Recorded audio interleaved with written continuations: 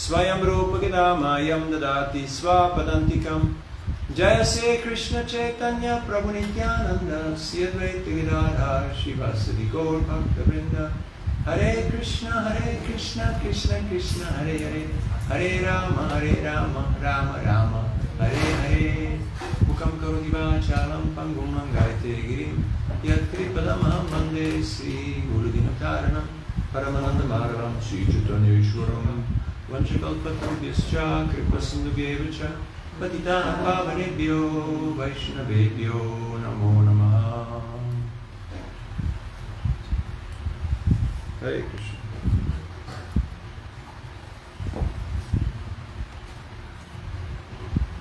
So, welcome for the second part of the seminar on Sankirtan, book distribution, how to share a message in an attractive, relevant and impactful way. We went out for 2 days and we did Harinam at the market and also downtown. And we got the feel, we got the pulse. People are very open, they're very nice. Not just the Hindus, also the others. It's just a matter of knowing how to communicate the message. So, a couple of days ago, we spoke about how to get people's attention and how to stop them and how to put the book in their hand. You remember? Yeah? So today I'd like to focus a little bit more on what to do with people who are not from Hindu background. Because for Hindus it's quite easy.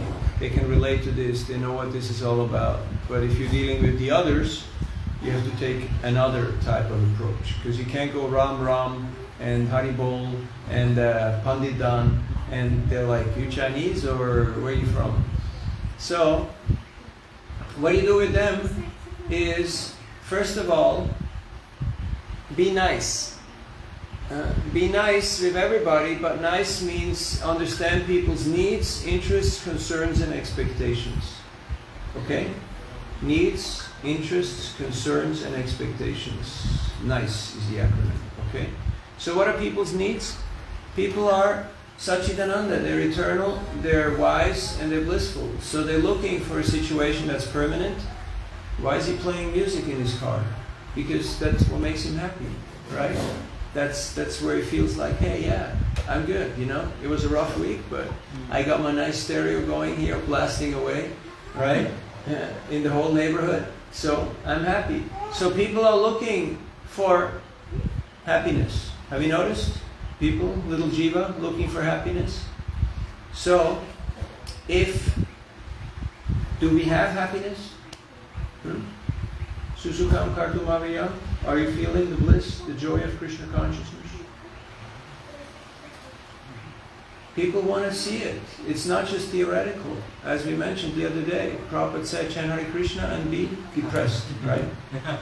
Be morose. Be angry. Be envious. No, he said, chant Hare Krishna and be happy. So, we have to actually walk the talk. Otherwise people take one look at the book, they take one look at you, and if the two don't match, it's no go. So they want to see you're actually walking the talk. And that means get up in the morning, chant Hare Krishna, go to Mangalarti, read Prabhupada's books. Then you will feel inspired. People can see it, they can sense it. They become affected by that. And then, interests. What are people interested in? So everyone's got the same need. People are looking for happiness. They're looking for knowledge. That's a need. It's a need. People want to know. Why are people going to school? Why are they going to libraries? Why are they on the internet? They're looking for some information, something that's going to make a difference in their life. So, do we have something that makes a difference in their life? Do we have some information that's actually important, that's viable for them? Absolutely, absolutely.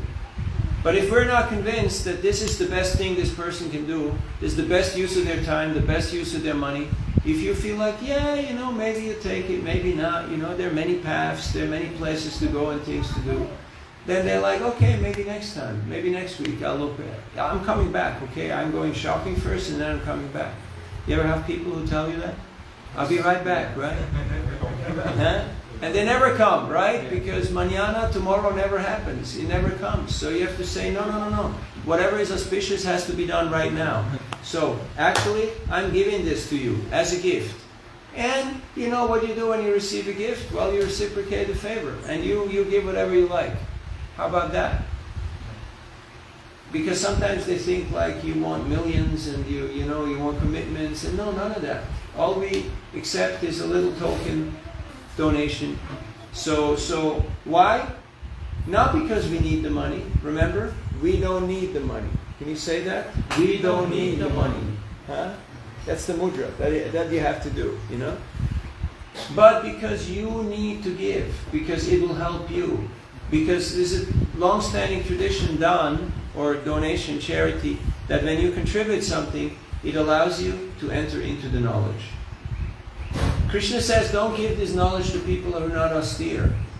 Have you ever wondered about that one? How do you make people austere? Show me the money. It's very simple. Just by that simple question, you make them austere. Ooh, what? You want my money? Yeah, because it's good for you. It will qualify you to actually understand this and to take this seriously. Otherwise, yes, we can put out sponsor books for people who need it. But the vast majority here, they have money, and unless they give something for it, they won't value it. They'll just take it as something ordinary, they'll give it away, they'll throw it away. Now, of course, nothing is wasted. We'll get to that. I'll tell you a few stories a little later. So needs, interests, what are they interested in? You have to be able to make it relatable. You have to make a bridge, a context from where you are to where the person is. You have to make that bridge. Otherwise, it's too far remote. Okay? So, what are the interests? I ask everybody, are you more spiritual or more intellectual? You can write these questions down, or you can watch it later and write it down and just pay attention now, that's also fine. Ask people questions. Become a master asker. A question mark is the most powerful punctuation mark in any language of the world. ¿Qué pasa, hermano? ¿Cómo estás? ¿Huh? ¿Bien? ¿Muy bien? ¿Es feliz? You see? That person was just walking by, but because I hooked him with a question, he has to respond. Where are you from? What do you work? How is things going? These are all open-ended questions that open up the conversation. If you learn the art of asking the right kind of questions, do people want to talk? Do people like to talk? Oh yes, they do like to talk. So, he who asks the questions controls the conversation. What does the police say? Where were you last night? Have you been drinking? Huh? Did you do it? So they're asking questions. They're controlling the conversation. If you know how to ask the right questions, people will eat out of the palm of your hand. Give them a chance to talk about themselves. Are you a student? Or you just look smart? Huh? Student. What's your major? What do you study? Are you in school? Are you studying? High school student. I can't hear you. You've got to speak loud. High school student. High school? Yes. Okay. Do you like it? Yes. Are you a good student? Yes. Are you smart or average? Average. Huh? Average. That's right. Well, you're just being humble, huh? So you see, you talk about things that are relatable, that people are interested in. Who are they interested in? In themselves. So you talk about them. I guarantee you, money back guarantee from this seminar, that people will pay attention if you talk about them. You can say, this is for all the nice people. I think you qualify. And they may say, no, I'm not nice, but then they smile. And, Huh? We're showing these today for all the intelligent people. They will say, oh wow, I guess that's me. Huh? Like Sanatan Goswami to the jailkeeper, when Sanatan was in jail. You know that story? Huh? Yes. You know the story? Yeah. And so he wanted to get out of jail. So he was in trouble. He was in the jam. So what did he do? He told the jailkeeper, my dear sir, you're a great scholar. You're a great scholar and you're a saint, practically. And the man thought, yeah, he's right. He's right.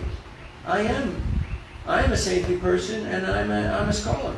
I mean, he's a jailkeeper. He probably has basic education or no education.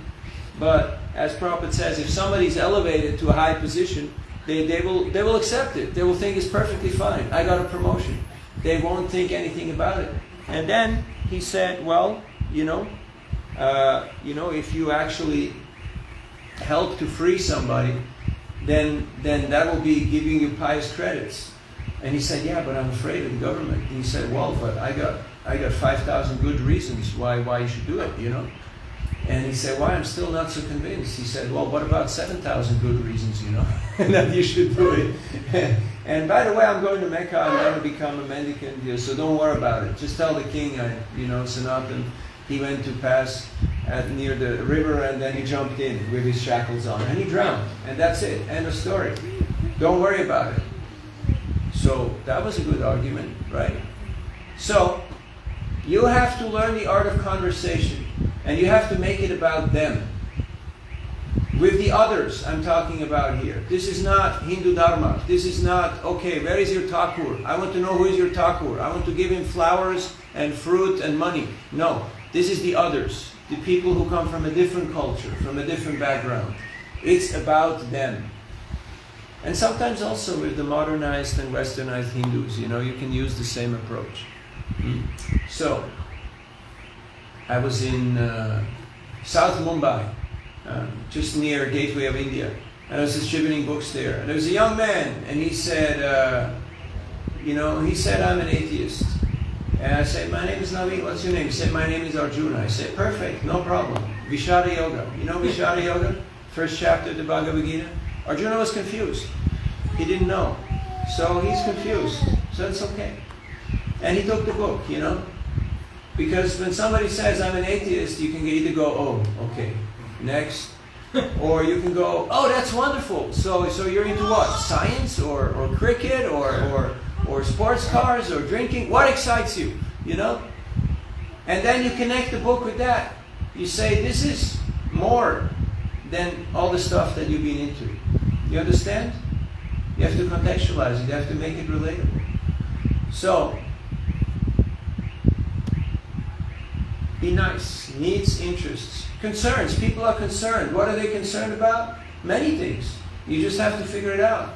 Books about yoga meditation teaches you how to get free from stress. Have you heard of stress before? You look very peaceful. What's your secret? And they go, stress? That's my middle name, You have something against stress? I need that. So, they're concerned. They're concerned about the economy. They're concerned about the weather, about immigration, about so many things. So, figure out what the person is concerned about. And expectations. We all have expectations. First of all, people have places to go and things to do. So, treat their time preciously. Don't tell them big stories. Make it concise. Okay? That they know, okay, this is going to be over pretty fast. So let me show you this real quick, okay? And by the way, we're not selling these, we just accept donations. So many people say, sure, how much? And they'll just give. So it doesn't have to be like an hour of, preaching and sermon and back and forth. It can be very short. But you have to make the connection. There has to be. Without sambandha, there is no abhideya or prayojana. You understand? You know what sambandha is? Knowledge about identity and knowledge about relationship. Most relationships are over before they started because we're not clear who we are, who the other person is, and what our relationship is. People want to know that. Then abhideya, the process, the interaction, it's not so difficult. I give you something, you give me something, we both go home happy. How about that? Yeah, sure, we can do that. They're in the marketplace, they're buying stuff. They got money in the hand. They're just filling up their bags. So, don't make it too difficult. Alright? And then, prayojana. What's the goal? Well, if you tell them, leave everything behind, surrender to Krishna, and go back home, back to Godhead, that might be a little more than they can handle on the first encounter, But, as you heard, people are looking for love, peace, happiness, connection. They're looking for all that stuff. So work with those key concepts and communicate them in a way that the person can relate. For instance, if you were to go to schools, you have, again, a wide variety of audience. So you can't just push the one type of approach. Of course, you can say you go to Hindu Dharma schools, then you can say it's clear what the message is. But if you're dealing with the others, you can talk about value education, about stress management, about mental health. Big issue nowadays. Big issue. We hear from the military to the schools, to the professional field, to the private field, mental health is one of the biggest problems nowadays. So, do we have something to say about the topic of mental health? What do you say? No, we're only spiritual. We only deal with the soul. The mind is Maya. Huh? No, we got a lot to say about the mind. A lot. A lot in the Gita is about how to deal with the mind. Huh? A lot of that. So you have to be able to contextualize it according to your audience. And that will define your impact, how much success you're going to have. Like anything in life, it takes practice. So you just got to get out there and start rolling with it. You just got to get out there. Sometimes a person may say, well, I'm a Catholic. Then you say, oh, excuse me, this book is for the Catholics, Oh, okay, fine. Okay, that's for me. This speaks to me. So you give them signs of self-realization. It looks pretty fairly, nondescript and non-intrusive. Something like that. Bhagavad Gita may be more than they've asked for, So you have to know what's your interest group. But sometimes you'll be surprised because nowadays everything is kind of emerged. It's kind of kitschery, fluid. So you have all sorts of people. So be open and be willing to be an instrument in Krishna's hands. Krishna will work through you. And that's the most blissful situation to be in the universe, to be an instrument of Krishna's compassion. Because he will make you do things, say things that you didn't know you were capable of. We were out in front of that department store downtown on the main street, and I saw two managers in white shirts. They came and they told the security guard, this guy can't be right in front of the door. So then he came out. But he was a nice guy, because I had already bonded, already made friendship with him before, We did the fist bump and we did all the, like, I like you, I respect you, and the same. So he came out and he wanted to communicate the message, and I said, yeah, let's move the table. And he helped me move the table. And we just put it like 3 meters to the side. And management was happy, he was happy, everyone was happy. And later on I realized the sun was turning, and the spot where I had the table before was in full blasting sun, and it was Krishna's mercy, because he just helped me move to the right location. One time on Gita Jayanti, I was in Udupi, South India, in front of Krishna Mat, and I had a book table right in front, where the whole lineup of many people were who wanted to go for darshan. And I was just pumping the Gitas, I was just working the crowd. But then management came out, and they say the same thing, you can't be right in front of the door here, because we got CCTV, we got cameras right here, and the management won't like it. We know you're doing good work, but you got to move a little bit. Like, why don't you move over there where the shoe stall is, At first the mind said, no, I don't want to move, and I don't like shoe stall. But I thought, hey, I'm not in control. So we moved the book table over to the shoe stall, and believe it or not, it was way better. You know why? Because when people take shoes off and put shoes on, they have to stay, When they're in the line, they want to move, they feel self-conscious, other people are watching me. It's kind of, not such a good situation. But at the shoe stall, everybody is kind of doing their own thing, and they have time. That day, in a few hours, I sold 87 hardcover, big Gitas. Just by myself. No Harinam party, no nothing. So you got to have a plan. We talked about the 4 laws of book distribution. You know them? You remember them? What are the 4 laws of book distribution? Number 1? Sadhana what? Sadhana on Janmashtami, or sadhana on Sunday, or when? Before midnight? Or while you watch movies and cricket? No? Huh? Attentive chanting, which means before you switch on your phone. right? Before you get into electronics and distractions. Can you do that? No. But you want to do that, right? So try it out. See what it does. Maybe you like it. It gives you a better taste. It's like I see people all the time, they eat and they do other stuff. And then later on you ask them, how was the meal? I don't really remember. Why? Because they were absent. Imagine, you're living the life, you're in paradise, you got the best process, but you've been distracted all your life. You were never really there. Technically speaking, you have never actually lived. Because you were always absent-minded, you were always somewhere else, not where you were supposed to be. That's a real shame, that's a real sad story, right? So, your sadhana must be strong, and that means attentive chanting. Before you get into electronics and distractions. And you have children, if you have children, you have to chant before your kids wake up. Because once the kids wake up, it's game over. It's baby seva. It's just mommy this, daddy that, bring this, let's do this, second breakfast, third breakfast, feed me. You know, it's non-stop. So, do yourself a favor, get up early. And then, you gotta read. Because if you don't read, you're shooting blanks. You're just talking and making up stuff. But people notice.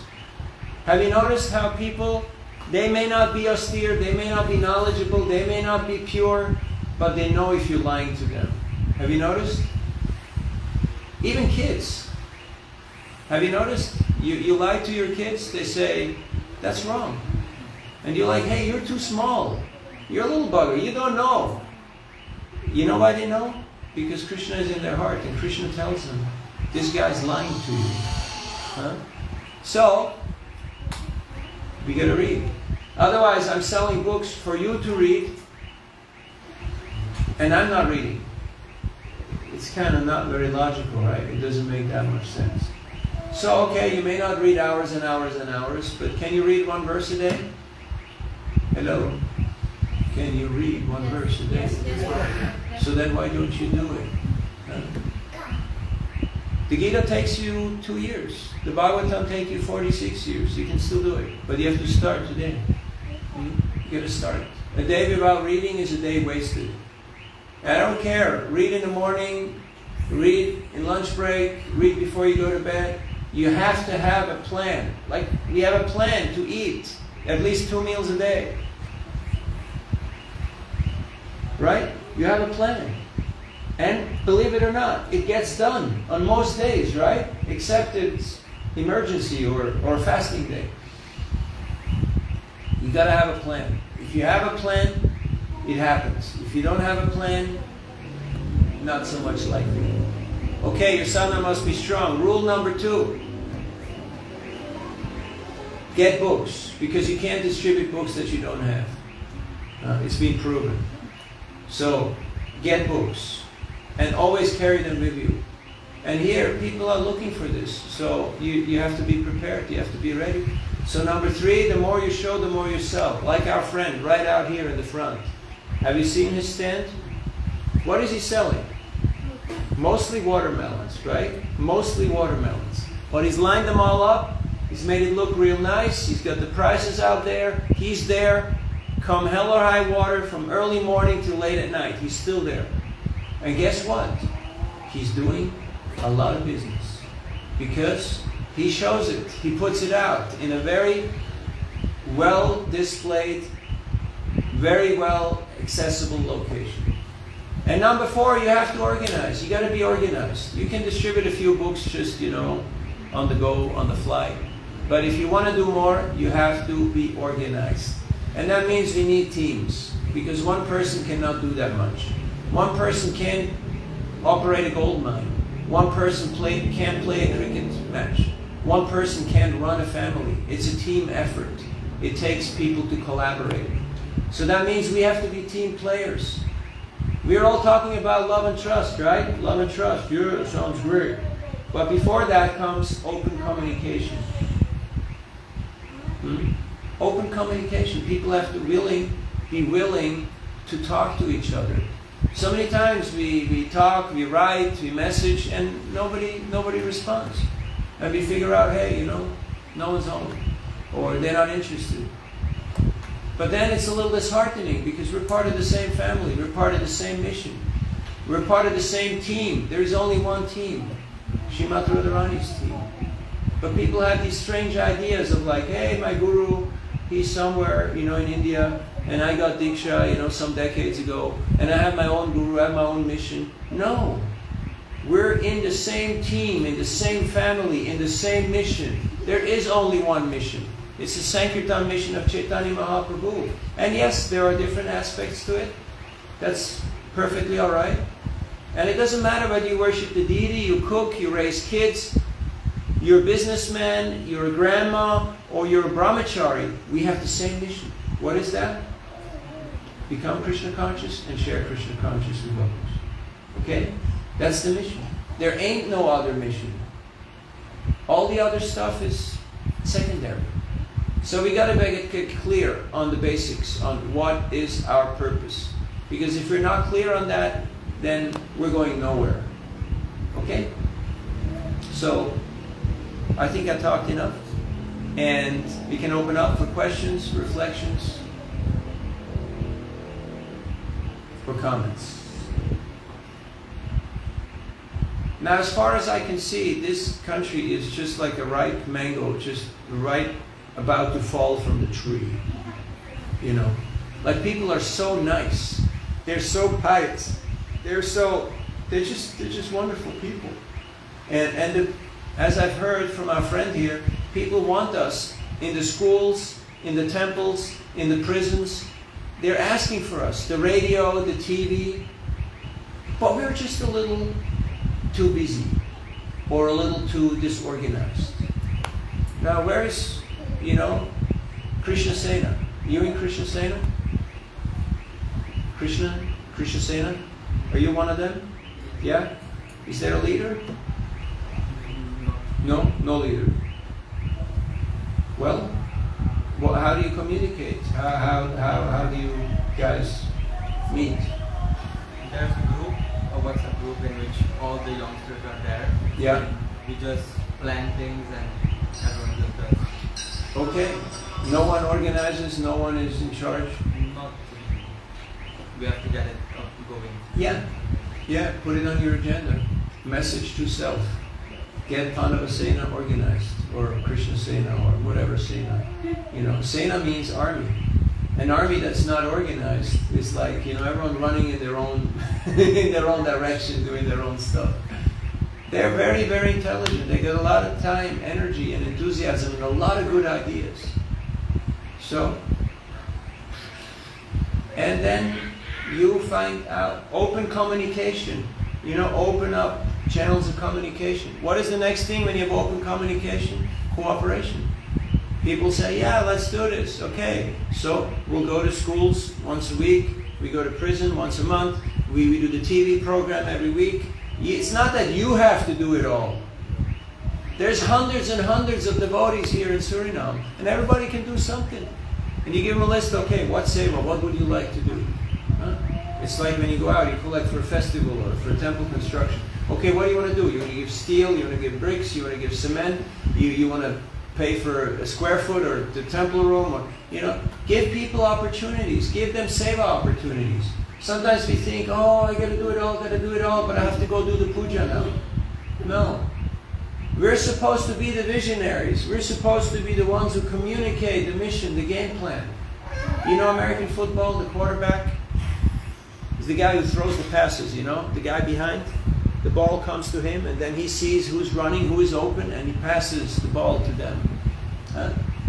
I don't know what he called it in cricket, But there has to be somebody, the captain, the guy who knows how to put people into play. We need this here. Doesn't have to be the president, doesn't have to be the this or the that. It can be anybody.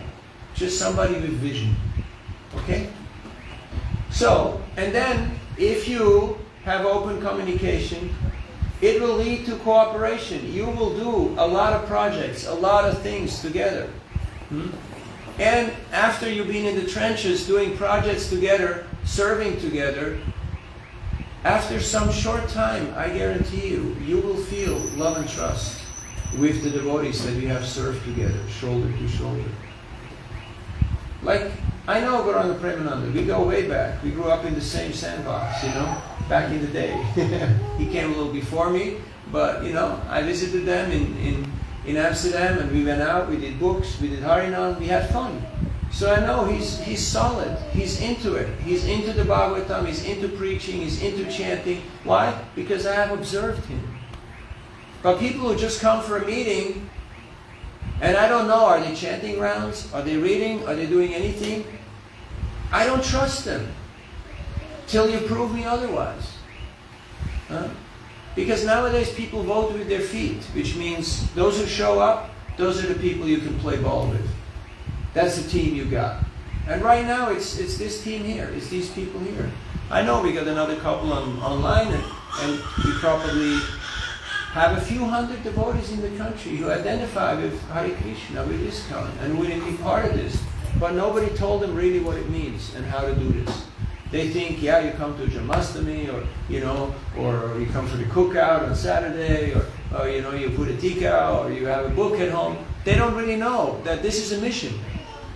Just like if you want to be a Mormon or a Jehovah's Witness or an evangelical, it's a mission. You can't be part of that group unless you take part in the missionary activity.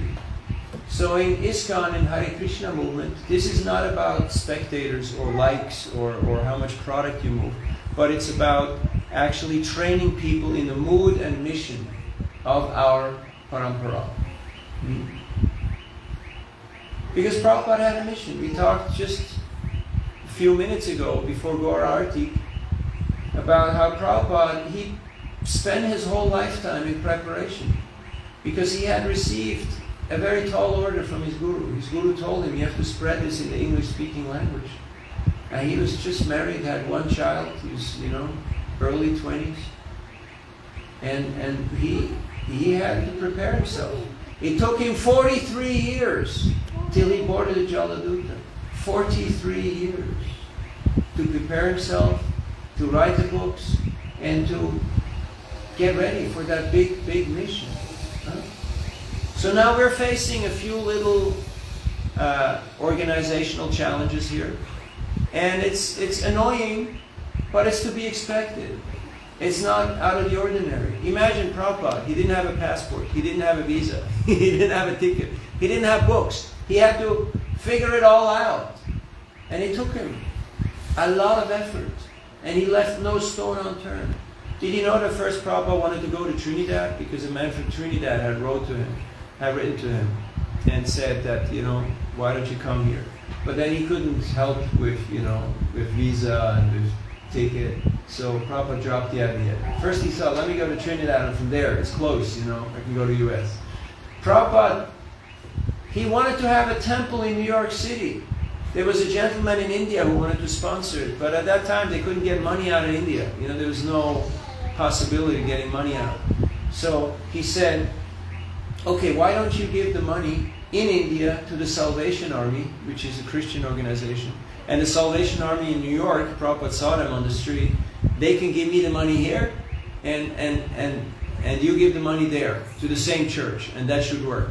So Prabhupada, he left no stone unturned. He was relentless. He dealt with people who were very compromised in their lifestyle, compromising their faculties. Prabhupada didn't have his own place. He stayed in their apartments, in their living rooms, on the sofa. Meanwhile, they're doing all the stuff that people are doing, all their crazy lifestyle. There's meat in the fridge, and he had to run away because one crazy guy tried to kill him. So we're living the life here. We've got this five-star place, by Krishna's mercy and the devotees' mercy. We have books, we have prasad, we have devotees, we got the mission. And what are we doing? I don't want to say nothing, but we're not doing that much. Let's put it that way. We could all do more. Would you agree? I can do more. I can do more. Every day we should try to do a little more. Anandham buddhi vardhanam. It should be increasing. Maybe some days the results are not increasing, but my desire, my dedication, my prayer, my aspiration, that should be increasing. And there is no such thing as, oh, I'm just going to get by and do same like yesterday. Because either you're going up or you're going down.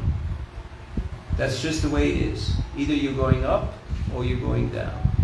And how you become steady? By continuously trying to improve, but after a while it gets a little more difficult. And then it seems like you're not really going that way up, but then you're steady. Okay? Okay, I talked enough. We got a few minutes for questions, reflections, and comments. Yes, sir. We should move. Thank you for inspiring us.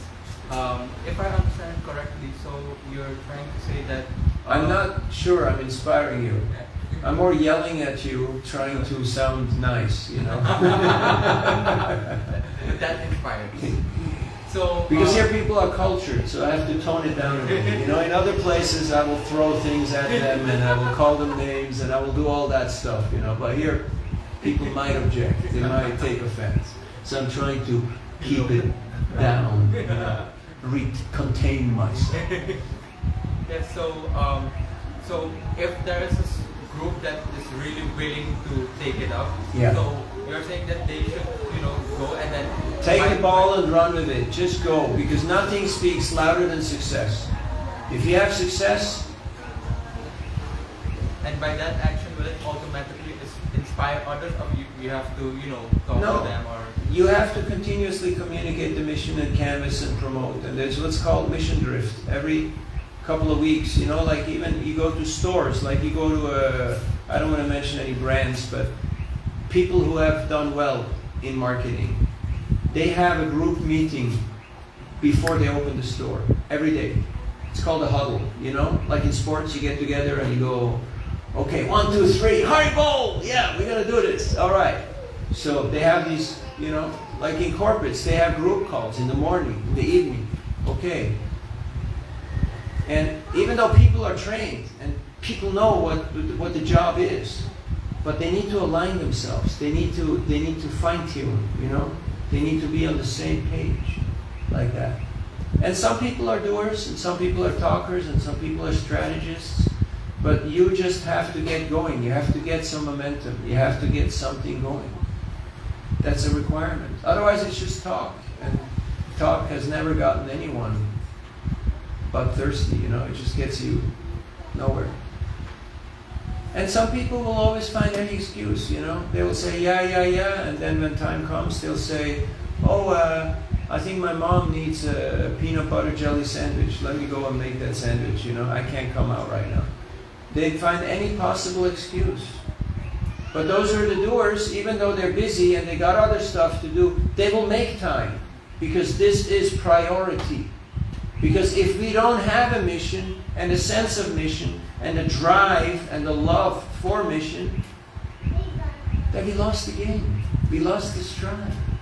We're just another Hindu mandir. We're just another, Buena Vista social club, where people get together and they do the song and the dance once a week or once whenever.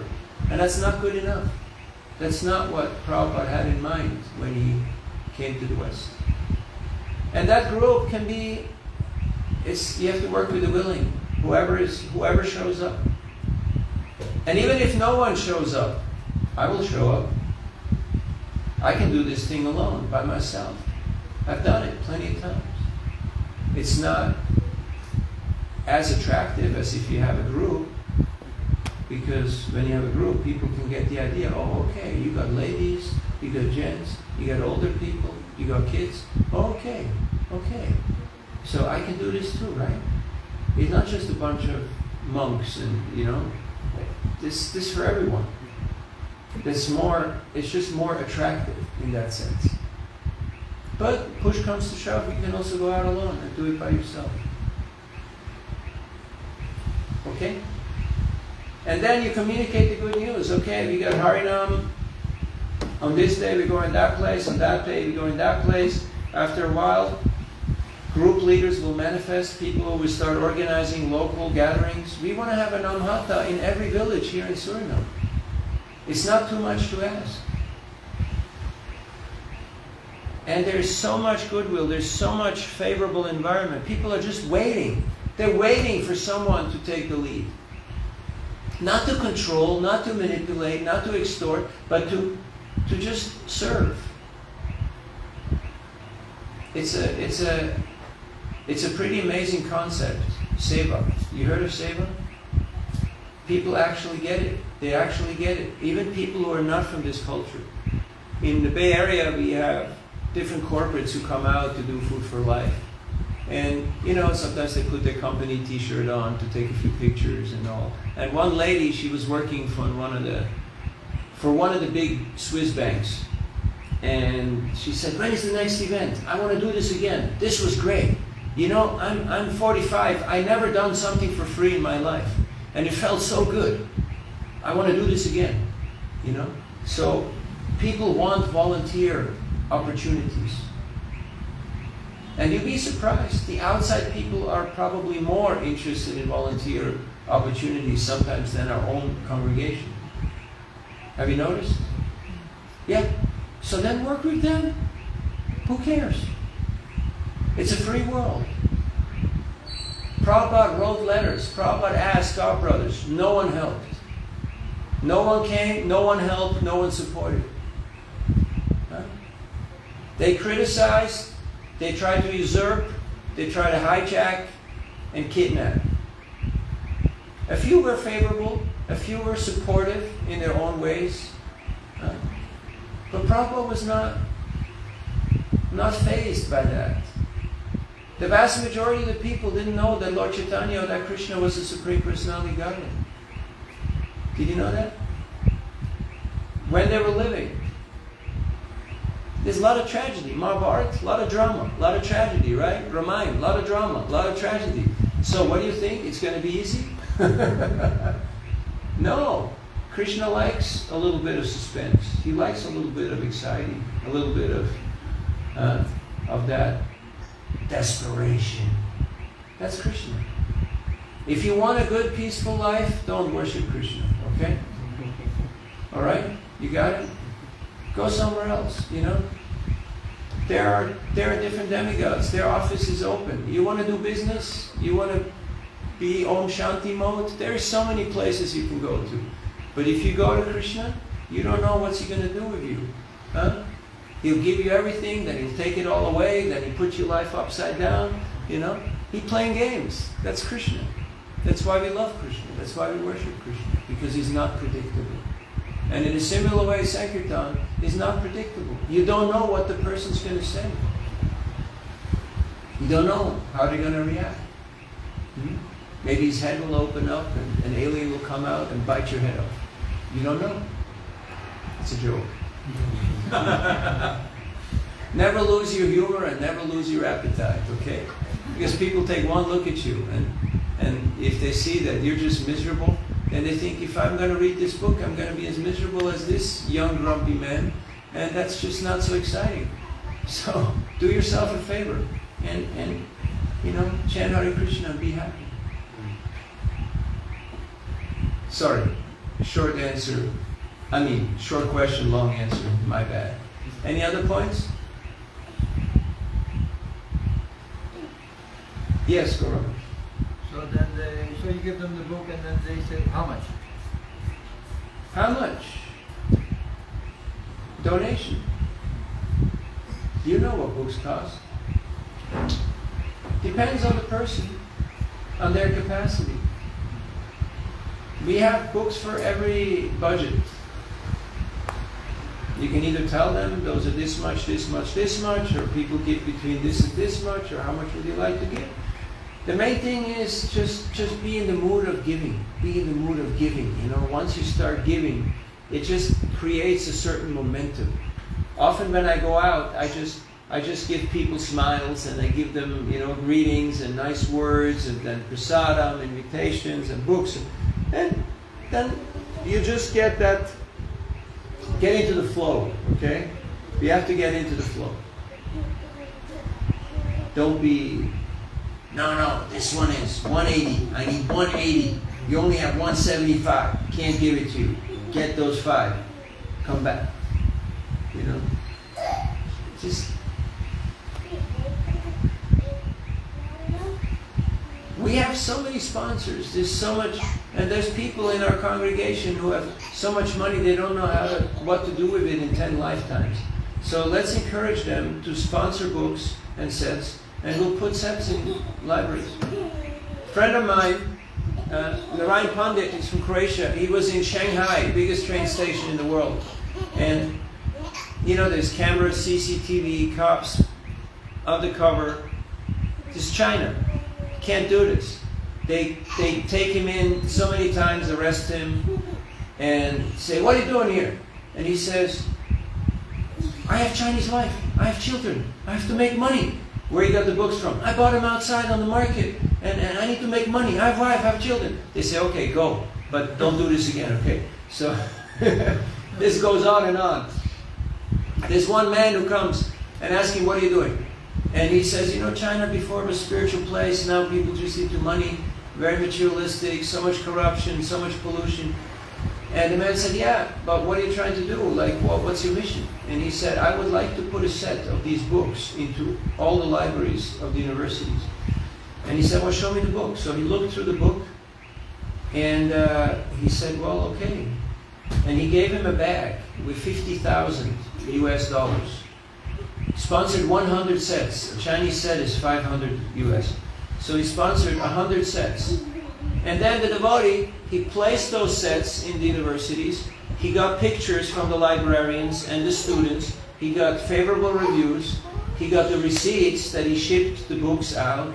And he presented all this to the man.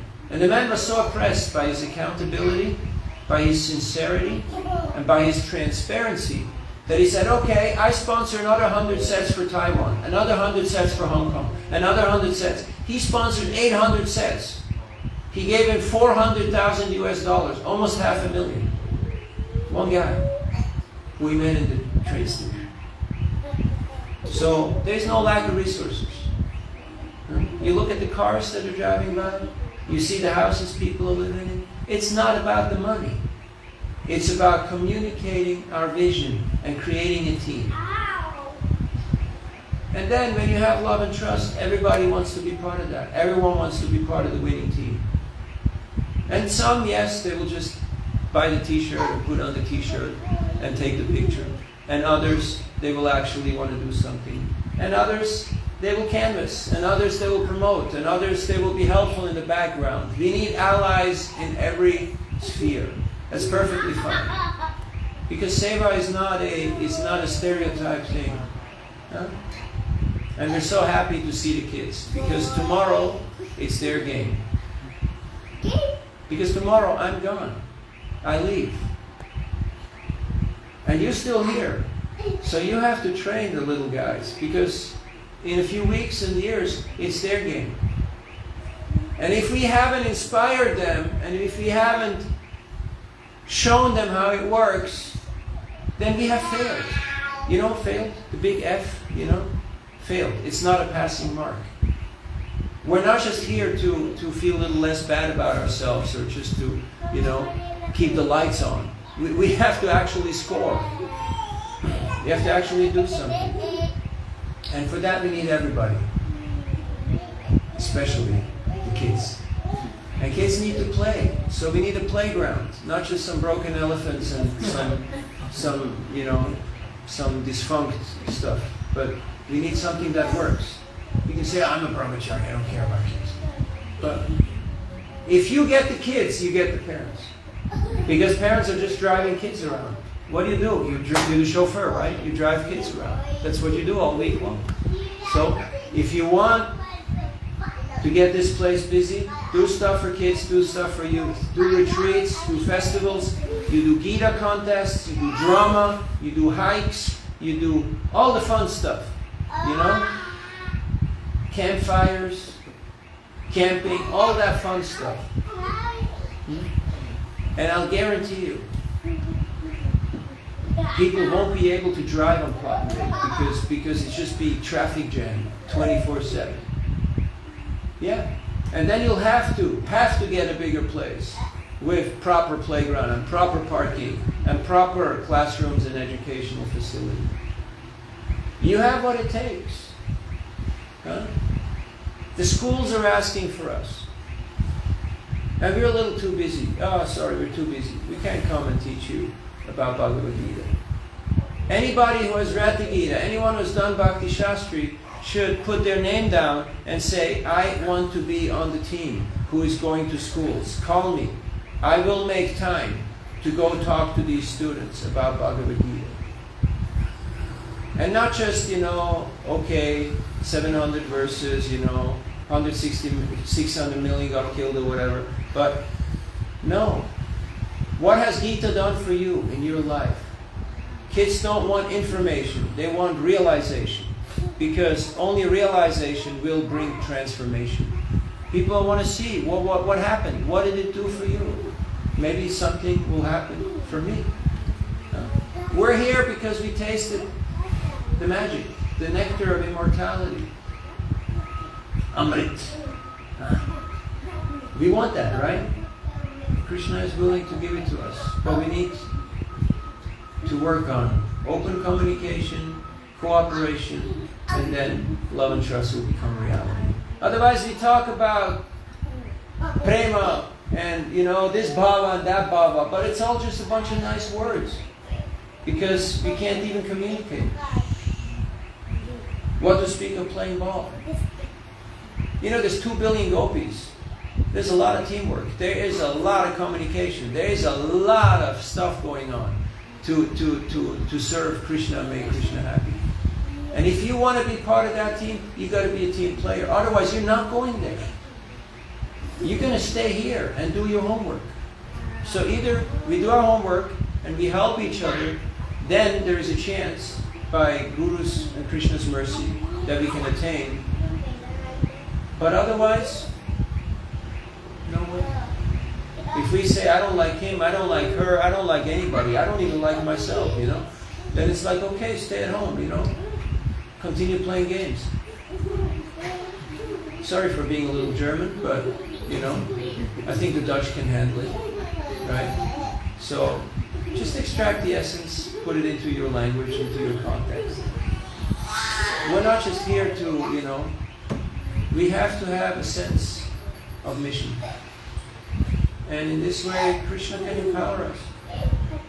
Krishna is willing to give you the world. But we can't even take care of this little place. This place needs help. There is a lot of stuff. We need people who are good at renovation. We need people who are good at design. We need people who are good at marketing. We need people who are good at administration. We need everybody. Everybody. But then when people come, we have to actually welcome them, welcome their input and their contribution. We have a rule here. Everyone is welcome. And not just welcome to show up, but also welcome to give their suggestions. But part of that rule is you have to be willing to be part of the solution. You have to be willing to do something. Don't just come here and say, hey, hey, hey, hey, hey, hey, hey, hey. But you have to be actually willing to be part of the solution. And that's a culture that's created, that people know, okay. The last few countries, when I got picked up at the airport, I always ask, so what needs to change here? What's the obstacle? And usually always the same answer, get rid of management. Get rid of management. And I'm like, yeah, that's the most brilliant idea that I've ever heard. Get rid of management. So then what? You gonna manage? You gonna run? Me? No. Well, get rid of management. Stupidest idea. So it just shows that there's homework to do. I'm just here to... Alright, last point, yes. I do have a question, sometimes when you're out on a hill, there might be, there are a lot of people who are giving feedback. Of course, it's from their point of view, but how do we deal with that feedback? You deal with it by just smiling and saying thank you. Thank you. You just smile and you say thank you. Can you do that? Of course. Yeah. And then you extract the essence and you apply it. And there's always that other element of grief and anger or confusion or criticism. And you just have to, it's like kids, it's like kids. Sometimes they just come and they yell. And something is wrong, but you don't know what it is. But if you get upset because the kid yells, then it's the wrong response, right? So first they just need acceptance, appreciation, a little love, and then the problem becomes solved in and of itself. Because people are just looking for attention. They're looking for affection. They're looking for someone who actually listens to them. Have you noticed? If you actually start listening, if we start listening to each other, most of the problems solved. It's just a matter of proper listening. Simple as that.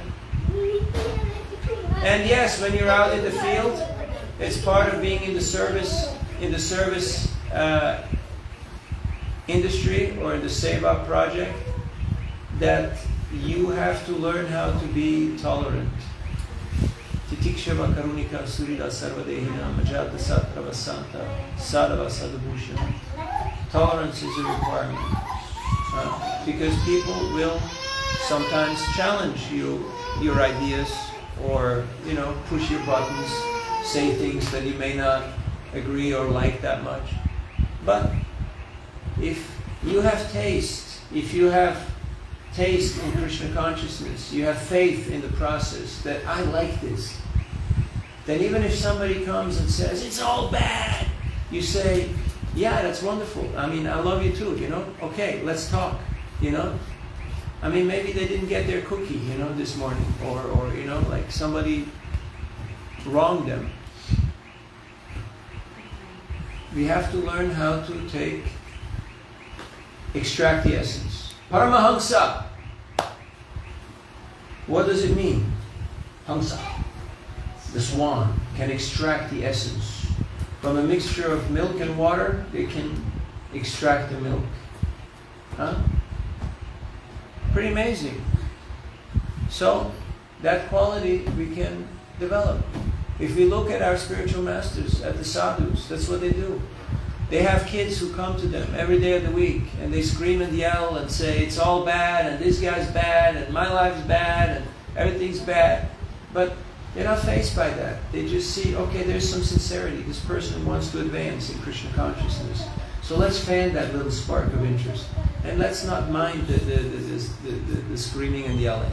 Because they know after a while, the screaming and yelling gets less. Like when your kids grow up, once they're a little older, and they just come into the room, like if a teenager comes into the room and they just scream and yell, then you just ignore them. You say, that's not my kid. My kid talks, He just doesn't scream and yell. Because at some age group, they're supposed to be able to talk, right? To articulate themselves. So in a similar way, as we grow up in Krishna consciousness, after a while, there will be less screaming and yelling, believe it or not, and people become a little more articulate and a little bit more mature. But it takes time. It takes time. It takes time to grow up. I'm still working on it.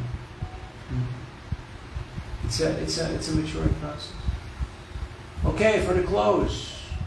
Hey, we got a whole lot of people here. Hare Krishna. Thank you for being with us here virtually. We would like to see you also in person, because Krishna consciousness is not a spectator sport. You can't play it on a remote control or on social media. You have to actually get out there and do it. So, well, we're happy you're participating. So please keep chanting, keep reading, and keep sharing the message with whoever, especially through Prabhupada's books, through Harinama, and through Krishna Prasadam. And if you put these three together, boom! You have nuclear fusion. You can blow anybody out of the water. It will have impact. I guarantee you. Why? Because this process works. This process works. As it has worked for us, so will it work for anyone else. So Prabhupada had full faith in the instructions of his spiritual master, and that's why he became empowered. And he was willing to work with anybody who was willing to listen and participate. He was not judgmental. He did not turn people away. He saw the potential. He also saw the deficiency, but he chose to see the potential and to work with the potential and not mind the rest, knowing fully well Krishna will do the magic, He will empower them. He treated every person who walked through the door as a future leader of the Hare Krishna movement. And there was some pretty funky people who walked through that door. It was the time of the 60s and 70s. People were really compromised on different substances. But what happened? They became the future leaders of the Hare Krishna movement. And they did great things. They spread Krishna consciousness in 10 years all over the world. And some also did some, crazy things. But that's minor, Progress over perfection. You have to ship. You have to get out there and deliver the message. And Krishna will empower you. So you got a wonderful opportunity here. Thank you for taking part in this Hare Krishna experiment. And Surinam is an amazing place. It's unique and it's not too big, so you can actually make a lot of noise if you just put your mind to it and you create a team.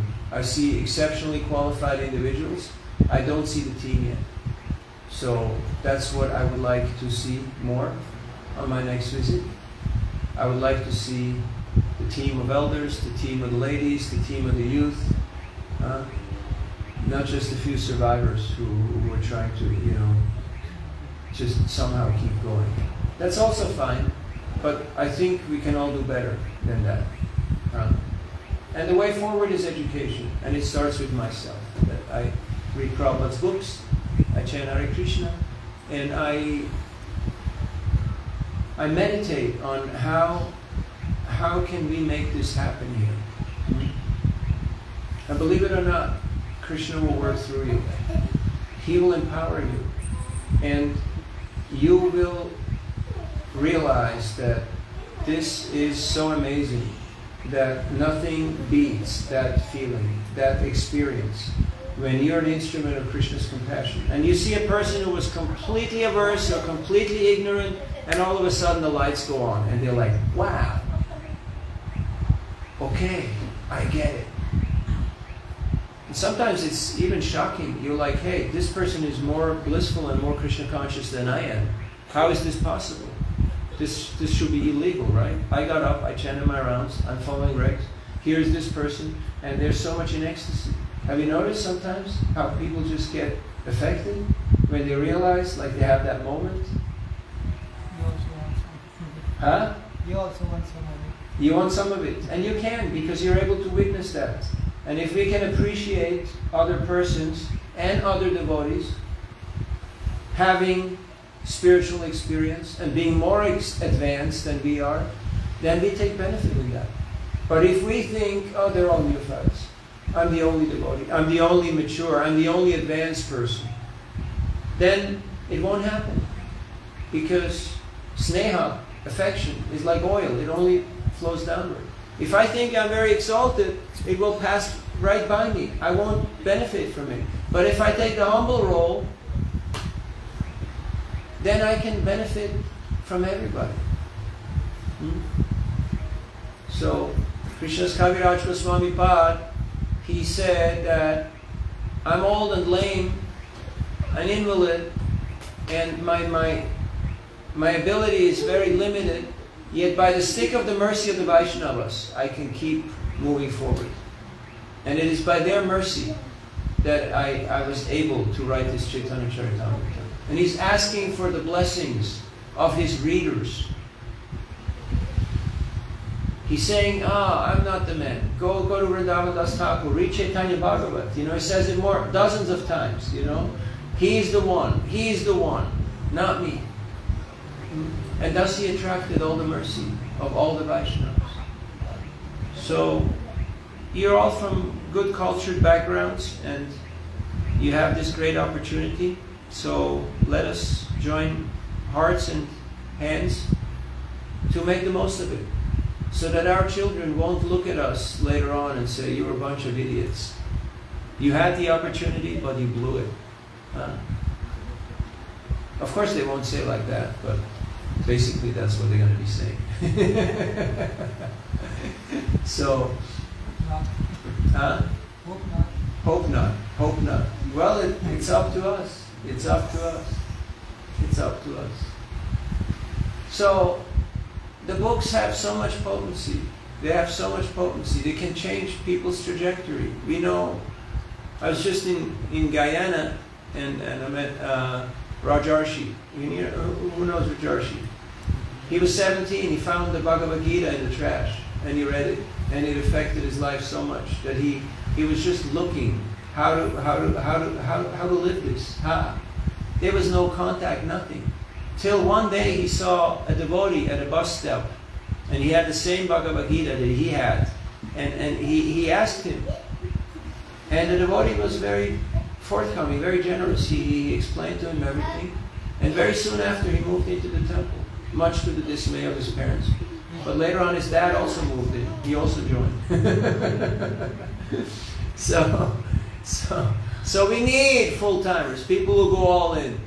But we also need people who are in society and work jobs and do their thing. We need everybody. Krishna consciousness is the positive alternative. Thank you very much for your patience, your kind attention, your hospitality, and your tolerance. And it's been a blast. It's been wonderful to be here these few days. And we truly hope and pray that you will be able to work on some of those issues, to actually fulfill the mission, to develop the potential that is here. Thank you very much. All glories to Srila Prabhupada. Vanchakalpatarubhischa kripasindubhyaivacha patitanam pavanebhyo vaishnavebhyo namo namaha. Hare Krishna.